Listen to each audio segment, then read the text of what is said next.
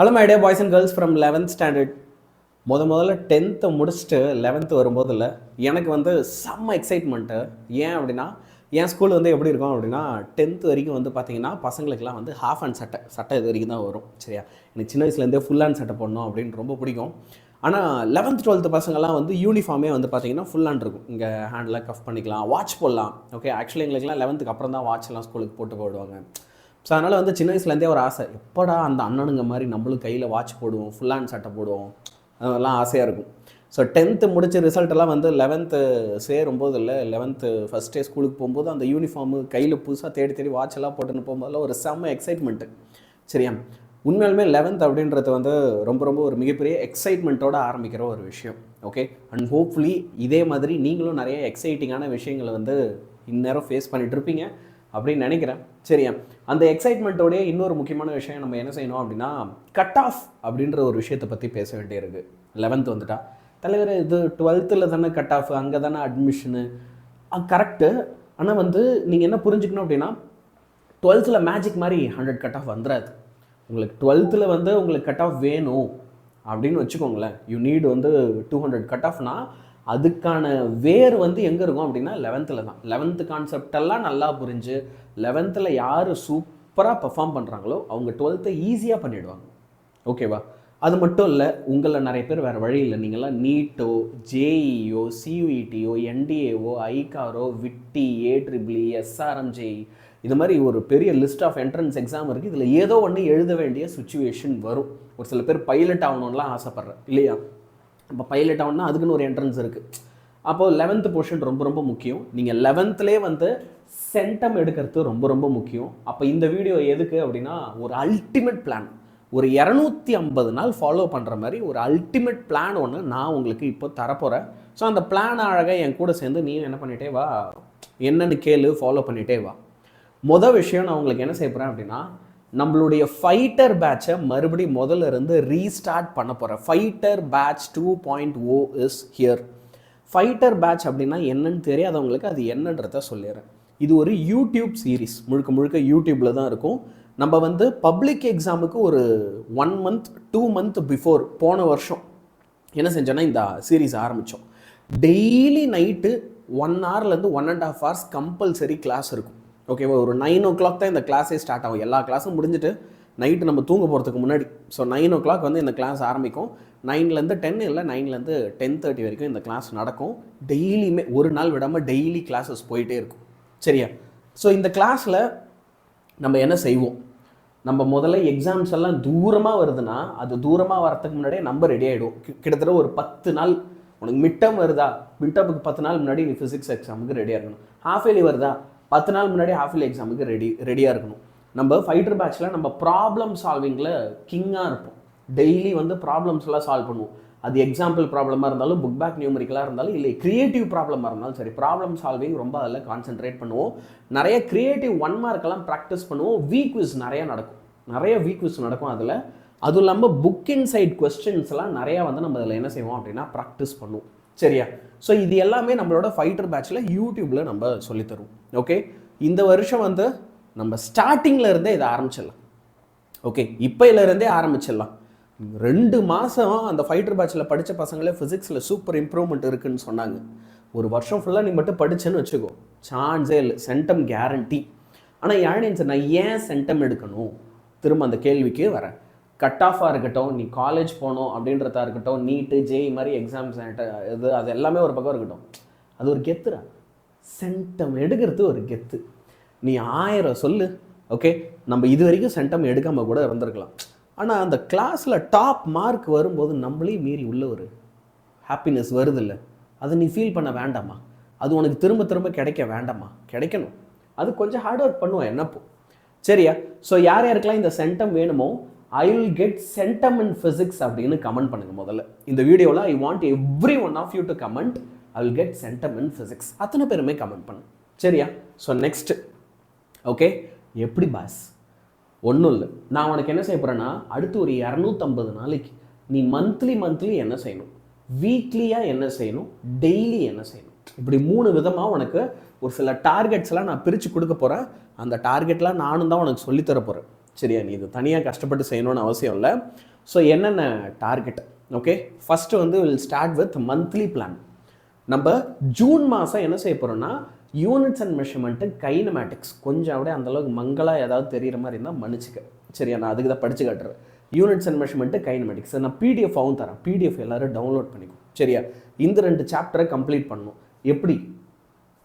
Book back படிக்கணும், short answer, long answer, problems பார்க்கணும், 1 marks பார்க்கணும், க்ரியேட்டிவ் 1 மார்க் பார்க்கணும். எல்லாமே ஒரு மாதத்துக்கு 2 சாப்டர்ப்பா. யூனிட்ஸ் அண்ட் மெஷர்மெண்ட்டு கைனமேட்டிக்ஸ் இது 2 முடிக்கிறோம் ஜூன் மாதத்தில். ஜூலையில் laws of motion, work energy power. நானும் உனக்கு கிளாஸஸ்லாம் இப்படி தான் நடத்துவேன், சரியா? ஜூலையில் நம்ம லாஸ் ஆஃப் மோஷனும் work energy power A to Z எல்லாத்தையும் முடிச்சிடும். அதில் எதையுமே விட மாட்டோம், ப்ராப்ளம் கொண்டு ஃபைட்டர் பேட்சில். அடுத்து ஆகஸ்ட்டில் motion of system of particles and rotational motion, அப்புறம் கிராவிடேஷன், சரியா? இது 2 முடிச்சிடும். அப்புறமா செப்டம்பரில் ப்ராப்பர்ட்டிஸ் ஆஃப் மேட்டரும் தெர்மோடைனமிக்ஸும் 2 சாப்டர். ஒரு மாதத்துக்கே 2 சாப்டர் தான். அப்படி தான் நம்ம பிளான் பண்ணுறோம். ஓகே, ஒரு நாளைக்கு 1 மணி நேரம் கன்சிஸ்டண்ட்டாக படிச்சுட்டே இருக்கணும். அக்டோபர் மாதம் வந்ததுன்னா கைனடிக் தியரி ஆஃப் கேஸஸும் ஆசிலேஷன்ஸு, வேவ்ஸ். அக்டோபரில் மட்டும் கொஞ்சம் ஹெவி லிஃப்ட் பண்ணுற மாதிரி இருக்கும். ஏன் அப்படின்னா அப்புறம் அடுத்து நவம்பர் வந்துடும், டிசம்பர் வந்துடும், எக்ஸாம் வந்துடும், ஆஃப் இயர்லி. அதனால் இந்த மாதம் மட்டும் 3 சாப்டர். ஆனால் இதில் கைனடிக் தியரி ஆஃப் கேஸஸ் ரொம்ப குட்டி சாப்டர் தான், ரொம்ப பெருசெல்லாம் இல்லை, குட்டி பிஸ்கோட் சாப்டர். அதனால் டக்குன்னு அழகாக என்ன பண்ணிடலாம், நம்ம அதை முடிச்சிடலாம், சரியா? இப்போது நவம்பருக்கு வரும். நவம்பர் தான் உண்மையாலுமே நம்ம ஃப்ளெக்ஸ் பண்ண வேண்டிய நேரம். ஓகே, இந்த ஜிம்முக்கெல்லாம் போகிறவங்க இருக்கிறாங்கல்ல, ஜிம்முக்கு போயிட்டு 3வது நாள் என்ன பண்ணுவாங்க, ஆர்ம்ஸ் வந்துடுச்சா, தொப்பை குறைஞ்சிடுச்சா, 6 பேக் தெரியுதா, அப்படியெல்லாம் பார்ப்பாங்க. நம்ம ப்ரிப்பரேஷன் ஆரம்பிக்கும் போது நமக்கு அப்படி தான் இருக்கும். ஒரு 2-3 நாள் படிச்சுட்டுல புக் எடுத்து எல்லாமே நமக்கு தெரியுதா அப்படின்னு பார்ப்போம். ஐயோ ஆத்தி தெரியலையே அப்படின்னோடனே என்ன பண்ணுவோம், இந்த ஜிம்முக்கு போகிறோம், என்னடா அது 6 பேக் வரலன்னு 3வது நாள் ஜிம்முக்கு போகிறத நிறுத்தின மாதிரி நம்மளும் நிறுத்திடும், சரியா? அது எப்படிப்பா வரும்? என்ன கன்சிஸ்டண்ட்டாக செய்யணும். இப்போ நான் சொன்னதெல்லாம் நவம்பர் வரைக்கும் செய்யணும். நவம்பரில் இருந்து அந்த 6 பேக்கை 8 பேக்காக மாற்றுறதுக்கு உழைக்கணும். எப்படி?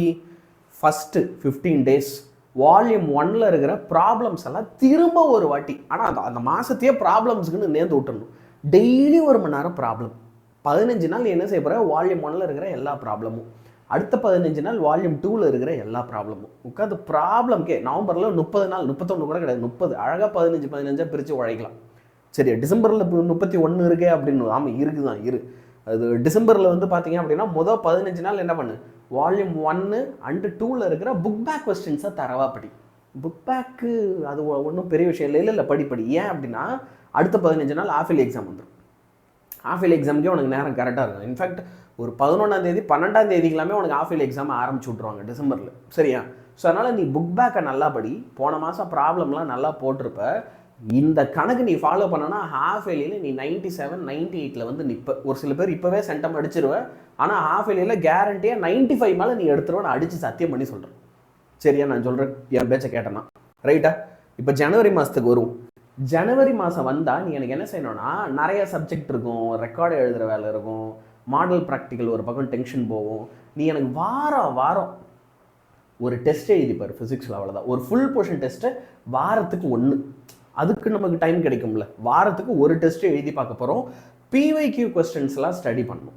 பிவைக்யூனா என்ன? ப்ரீவியஸ் கொஸ்டின் பேப்பரில் வந்த கேள்விகளை படிக்க வேண்டும், சரியா? அடுத்து பிப்ரவரி மாதம் என்ன செய்யணும், நம்ம தான் ஏற்கனவே ப்ராப்ளம் 1 மார்க்கு அது இதுன்னு எல்லாத்தையும் படிச்சுட்டு வந்திருக்கோம்ல. இப்போது first midterm, second midterm, quarterly, half yearly, இந்த மாதிரி வந்து வேறு டிஸ்ட்ரிக்டில் வேறு கொஸ்டின் பேப்பர் வரும். நாமக்கல்லில் வந்த கொஸ்டின் பேப்பர் சென்னையில் வந்ததும் வேறையாக இருக்கும், திருவண்ணாமலையில் வந்ததும் மதுரையில் வந்ததும் வேறையாக இருக்கும்.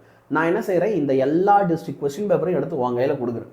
அந்த கொஸ்டின் பேப்பரில் என்னென்ன கேள்விலாம் உனக்கு தெரியாதோ, என்னென்னலாம் 1 மார்க்கோ இல்லை புக்கின் சைடோ ஏதோ வேறு கேட்டிருக்காங்கன்னா எல்லாத்தையும் படிச்சிரு.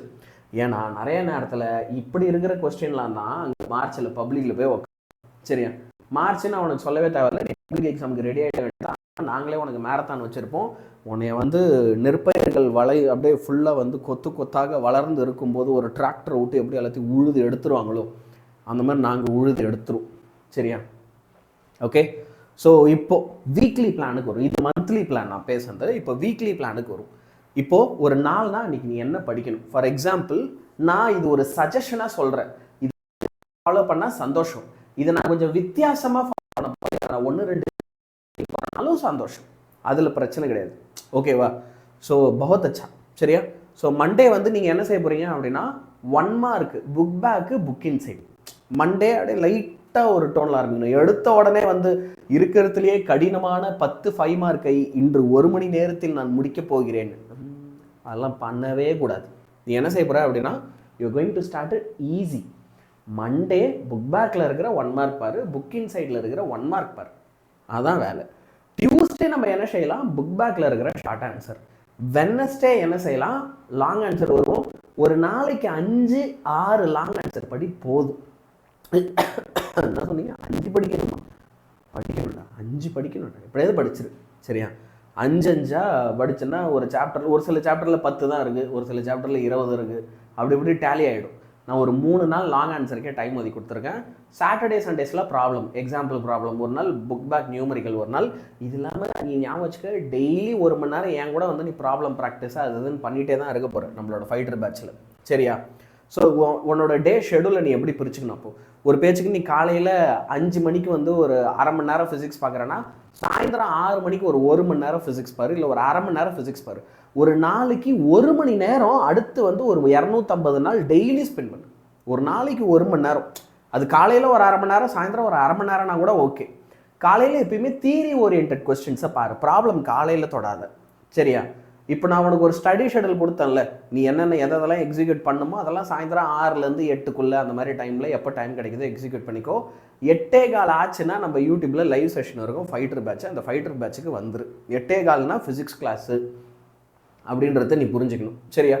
ஸோ இப்படி தான் நீ வந்து என்ன செய்ய வேண்டியிருக்கும் அப்படின்னா, பிளான் பண்ணி படிக்க வேண்டியிருக்கும். இந்த பிளான், டெய்லி பிளான் இதை ஃபாலோ பண்ணுறேன் அப்படின்னா it will be very very useful. இப்போ நான் என்ன செய்கிறேன், இதெல்லாம் டெய்லி நம்ம மேப் அவுட் பண்ணிகிட்டே வரணும் அப்படின்னா நம்ம கையில் ஒரு செக்லிஸ்ட் இருந்தால் அருமையாக இருக்கும். ஸோ ஒரு செக்லிஸ்ட்டு உனக்காக போட்டு அதோட பிடிஎஃபை நான் கொடுத்துருக்கேன். சரியா? ஸோ அந்த பிடிஎஃபை டவுன்லோட் பண்ணிக்கோ. பிடிஎஃபும் டவுன்லோட் பண்ணிக்கோ. இப்போ இந்த ஷெடியூல் இருக்குல்ல, இந்த ஷெடியூலுமே நான் பிடிஎஃப் கொடுத்துருக்கேன். தயவு செஞ்சு அதெல்லாம் டவுன்லோட் பண்ணி வச்சுக்கோ. அப்பப்போ எடுத்துப்பாரு ஷெடியூல். ஓகே, என்ன போட்டிருக்காரு, வந்துருச்சா இல்லை இன்னும் கோடு இருக்குது, வந்துருச்சா கோடு இருக்குது, அந்த மாதிரி செக் பண்ணினே இருக்கும். அப்படி செக் பண்ணினே இருந்தால் தான் நமக்கு ஒரு உத்வேகமாக இருக்கும். உத்வேகம்னா மோட்டிவேஷனாக இருக்கும். கேட்குறல, மோட்டிவேஷனே இல்லை சார்னு. இது மோட்டிவேஷன் சில இதெல்லாம் தொடர்ச்சியாக செய்யும் போது நமக்கு கிடைக்கிற ஒரு விஷயம். அப்போ தொடர்ச்சியாக இதெல்லாம் செய்ய ஆரம்பிப்போம். சரியா? ஸோ இப்போ இந்த வீடியோ பார்த்ததில் உனக்கு ஒரு நல்ல கிளாரிட்டி கிடச்சிருக்கும் அப்படின்னு நினைக்கிறேன். சரியா? நான் சொன்னதே எல்லோரும் கமெண்ட் பண்ணேன். I will get centum in ஃபிசிக்ஸ்னு கமெண்ட் பண்ணி இருக்கணும், பார்ப்பேன் நான். சரியா? இந்த வீடியோவை உன் ஃப்ரெண்ட்ஸுக்கெல்லாம் ஷேர் பண்ணு, ஸ்கூல் டீச்சர்ஸுக்குமே ஷேர் பண்ணு, ஸ்கூல் குரூப்பில் இருக்கணும் எல்லாத்துலேயும் ஷேர் பண்ணு, சப்ஸ்கிரைப் பண்ணிவிடு. சரியா? கண்டிப்பாக அத்தனை பேருமே வந்து நம்ம சேனலை சப்ஸ்கிரைப் பண்ணிக்கோங்க. உங்கள் ஃப்ரெண்டெல்லாம் சப்ஸ்கிரைப் பண்ண சொல்லுங்கள்.